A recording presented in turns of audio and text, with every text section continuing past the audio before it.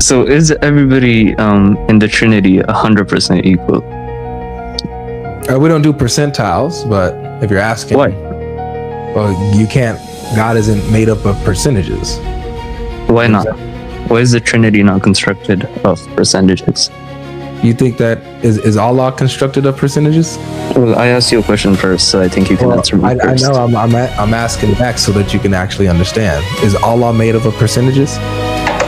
If he say that he's the first and the last, and God say he's the first and the last, who is first, the Father or Jesus? Because only one can be first.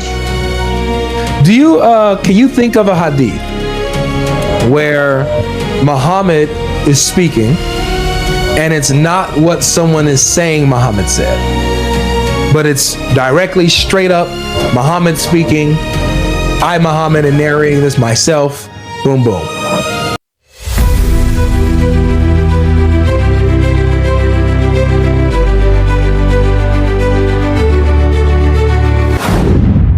Hello. How are you? I'm good. How are you? Alhamdulillah, I'm good. Nice. So Jesus is God. Change your mind. Yeah. Did you get a chance to see Uthman's debate? Well, not yet, but I saw like a little bit of it, but I didn't see all of it. Man, you should check it out. He did very well. Really? Mm-hmm. Okay. So is everybody in the Trinity 100% equal? We don't do percentiles, but if you're asking, why? Well, you can't. God isn't made up of percentages. Why not? Why is the Trinity not constructed of percentages? Do you think that is Allah constructed of percentages? Well, I asked you a question first, so I think you can answer me first. I know. I'm asking back so that you can actually understand. Is Allah made up of percentages? I wouldn't say so. Right, and neither would we. How are these two comparative? Because we're talking about the nature of God. You don't believe that the nature of God is quantifiable. So what in the nature of the Trinity shows us that percentages cannot be applied to it? Is the nature of God quantifiable? Like, can you count it? Can you? Well, that's what I'm asking you. So please, no. To the Trinity, what's the answer? When you say no, you would not say that Allah is made up of percentages. What do you mean when you say that? Because all of a sudden it's like you understand him for Allah, but you don't get it for the Trinity. So when it's for Allah and he's not made up of percentages, you can't count him up. It's like you're trying to talk about Islam now rather than Christianity. No. What I'm doing is I'm showing you that you have a double standard, and we're not gonna like. For me, look, this is how this works. We're not talking about Islam. We're talking about Christianity. Really quick, so you understand how this works. I don't know if you've ever been here before. You sound familiar, but when it comes to talking with me, you're not going to get away with unequal scales. If you're going to bring an objection to me, that also applies to you. I'm going to highlight that. And then either you drop the objection because you're being inconsistent, or you just be like, okay, well, yeah, this is a problem for Allah and it's a problem for the Trinity anyway. So according to you, if I come on your live stream and I have a problem with Christianity and I tell you about it, we have to talk about Islam as well. If you have a problem with Christianity that backfires against Islam, if you have a we have to talk about Islam. If you have a double standard, we will talk about it. Absolutely. That is, to be completely honest with you, respectfully, that is ridiculous to me. Oh, but you can say that, but for me, because it is objectively, it is. We have to talk about Islam. For me, it makes perfect sense. You're not going to come here and debate with me or discuss with me with unequal scales. In order for us to have an honest conversation, you have to be consistent in your reasoning, just like I have to be. You can't be inconsistent and then demand that I'm consistent. You understand what I'm saying? Okay, so how about this? I agree. I'm uneducated in Islam. Okay, so I can't defend that position. So can we talk about Christianity now? As long as, hey, look, we can talk about Christianity. The topic is Jesus is God. Perfect. So Islam is out of the equation. The topic is Jesus is God. Change my mind. Do not bring, if you do not want Islam brought up, do not use an objection that backfires. Don't be inconsistent in your reasoning. Don't use unequal scales. Do not use double standard. But can you respond to what I said now? I'm still talking. If you avoid those things, my friend, then guess what? You have nothing to fear. I won't expose Islam. We can just talk about Jesus. Okay. So, but can you respond to what I said?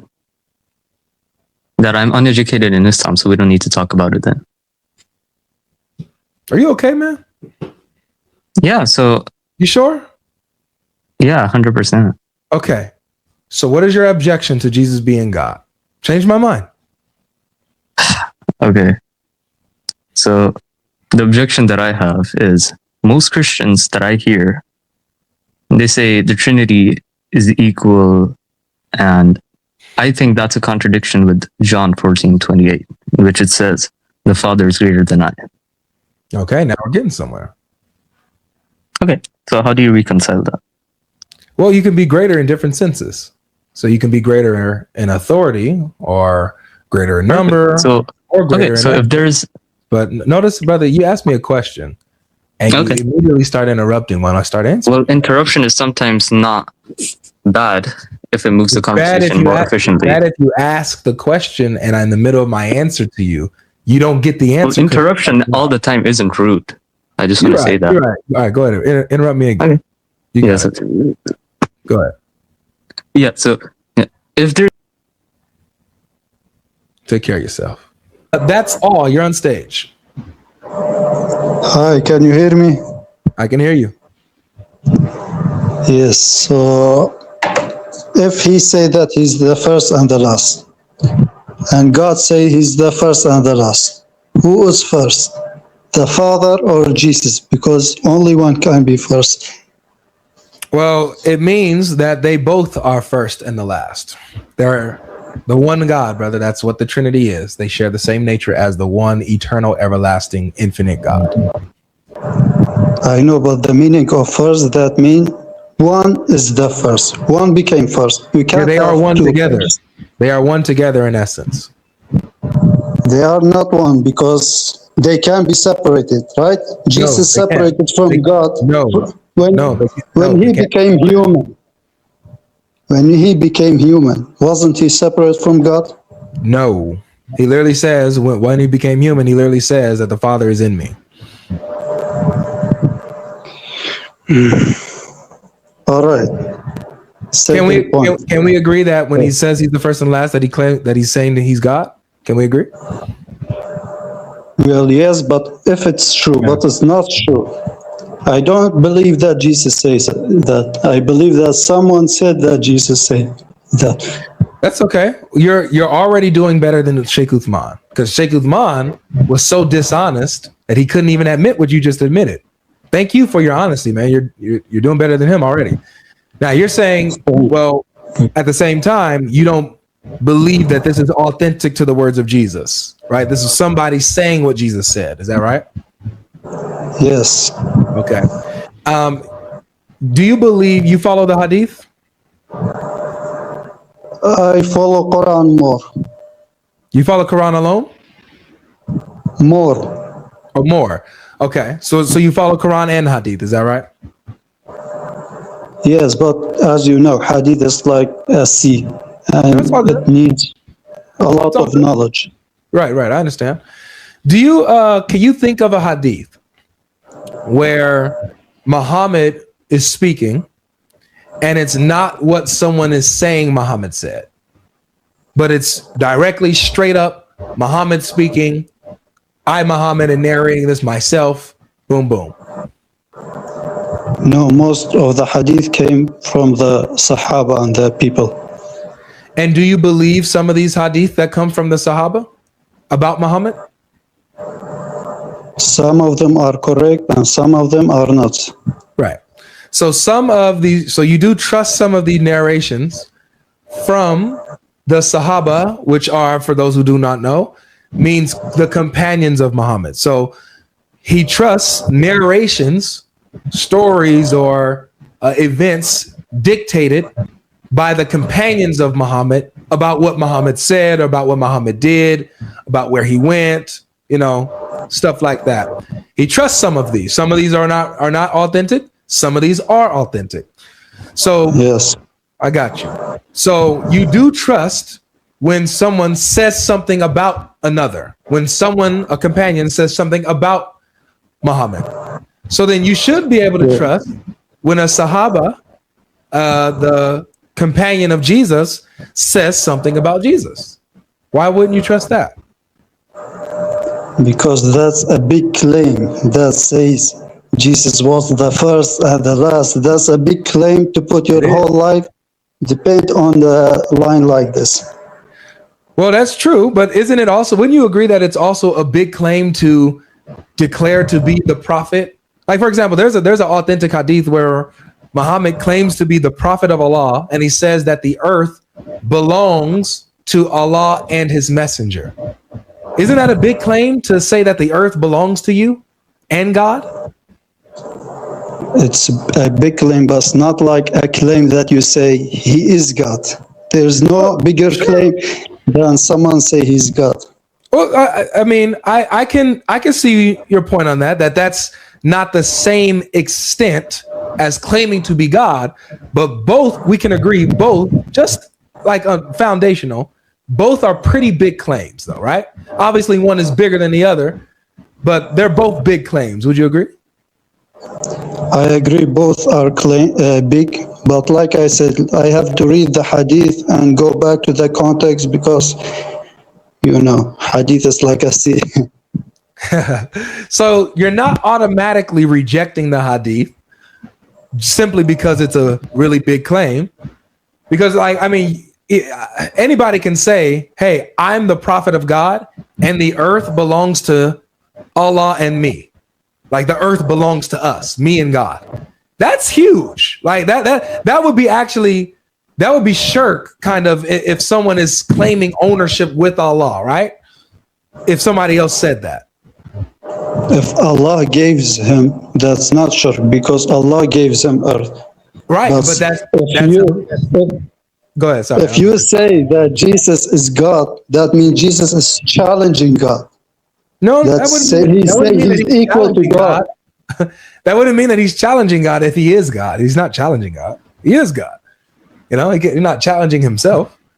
But here, you're saying that, oh, if Allah gave him the earth and gave him a share in the earth, then therefore it's not shirk if Allah gave this authority or this permission, right? But isn't that like that's a, imagine if someone came to you saying, hey man, I'm a prophet of God and he gave me a share in the earth, in ownership of the earth. Wouldn't that be a huge, like, you would be like, man, you're crazy, right? I would tell him to show me a sign that he's a prophet. Right, because that's such a huge claim. You would demand a miracle, right? Show me a miracle, right? Exactly. Right. So then, with this being said, you're able to not simply negate a huge claim about a prophet that a companion makes about a prophet. You're able to accept it. You're able to reason with it.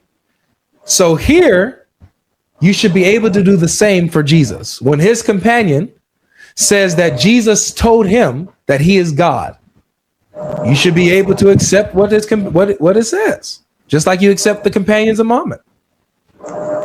Like I said, I'll need a miracle first. And secondly, this is hadith. Like, I can reject the hadith, no problem. This hadith. You can't. Because all my depend is on the Quran. No, you can't reject the hadith, no problem. Brother, you cannot reject the hadith, no problem. If you reject the hadith, you don't have the Quran. The Quran makes no sense without the hadith. Wouldn't you agree? Like I said, some hadith are correct, some hadith are not correct. You gave me a hadith, I have to go back to check if it's correct or not, you know? It's Sahih, brother. Look, I'll show you. Let me pull it up for you. Dude, what is that hadith? I don't have it off memory. I have to search it real quick. The earth belongs to Allah and his messenger.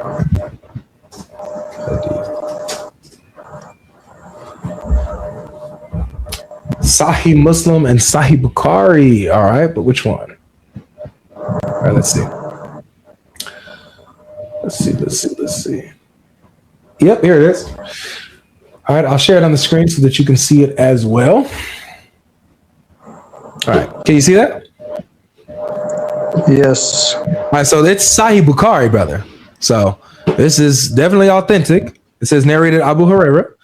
While we were in the mosque, the Prophet came out and said, "Let us go to the Jews." We went out till we reached Bait ul Mudras. He said to them, "If you embrace Islam, you will be safe. You should know that the earth belongs to Allah and his apostle. And I want to expel you from this land. So, if anyone amongst you owns some property, he is permitted to sell it. Otherwise, you should know that the earth belongs to Allah and his apostle." Isn't that pretty? That's crazy. It's pretty huge. I know, but like I said, it's not mandatory on me to accept this hadith. Yes, It's it is, mandatory bro. to me. Not What? only Quran is mandatory to me. No, this is mandatory. You can't reject what the Prophet ﷺ says. This is, we don't know if our Prophet said that. Maybe it came to us false. Maybe the one who said that lied. Maybe, You know- maybe Abu Hurairah lied. Maybe the one who said that Abu Huraira said that is lying. You don't know. No, it's so this is I see. So where we're at then in this conversation is that we can't, since we can't trust when a companion of Jesus says what Jesus told him, we also can't trust a companion of Muhammad and what he heard Muhammad saying. And so therefore we have to throw all of Islam under the bus because we can't trust it. Like I said, some of them we can trust, but what we Based on know what? is that the Quran is 100% correct. That's what we have. All right. So now you're a Quran only, it seems, because this is Yes. great. Do you know why? You said yes. Because God said that He kept the Quran, not the human. Oh, is that right? Who said that God said that? The Quran, it's in the Quran. Yeah, who said that Allah said that in the Quran? It's a verse in the Quran. I know. Who's saying that this is God saying this? What do you mean? Okay. So you believe that Allah is speaking in the Quran, right? Quran is the words of Allah. Who told you that? It's in the book of Quran. Yeah, who gave I you the got book? Who's telling Yes. you that this book is the word of Allah? Who's telling you that?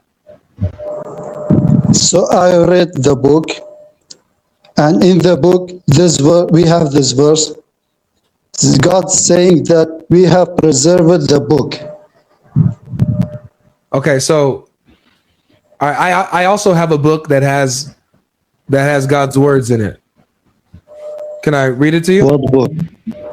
Okay. It's called Al Furqan. It says Avery is in the Quran. It says this is divinely inspired. Avery is the last prophet after Muhammad. Bring something like this if it ain't from God. This is the final revelation. Jesus is the Son of God. I'm actually reading the verses on the page. And it says, this book is a miracle.